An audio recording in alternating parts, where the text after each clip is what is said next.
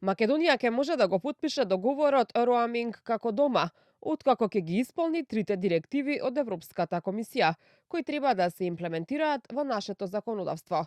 Ова за Канал 5 го појасни министерот за дигитална трансформација Стефан Андоновски.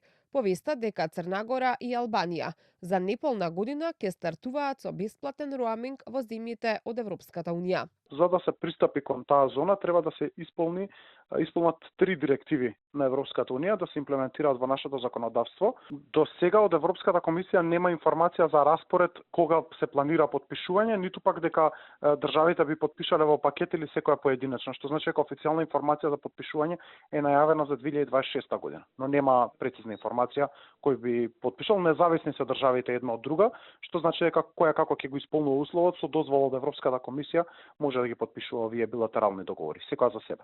Според Андоновски, голем дел од директивите се веќе имплементирани во новиот закон за електронски комуникации, кој е веќе донесен. Потпишувањето на договорот за бесплатен роаминг е најавено за следната година, но без конкретен датум, а текот на работите не бил поврзан со интеграцијата на Македонија во Унијата.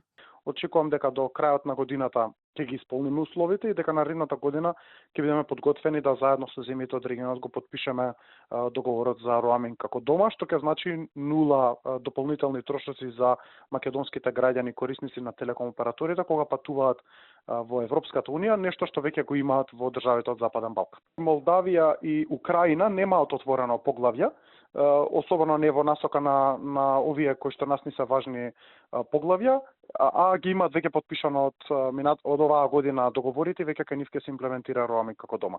Договорот роаминг како дома Црна Гора и Албанија ќе го потпишат во јуни следната година, што ќе има возможи на нивните граѓани да остваруваат повици по цени како дома. Оваа одлука е дел од планот за пристапување на двете земји во Европската унија и постепено намалување на трошоците за роаминг во регионот, кој е во тек веќе 2 години.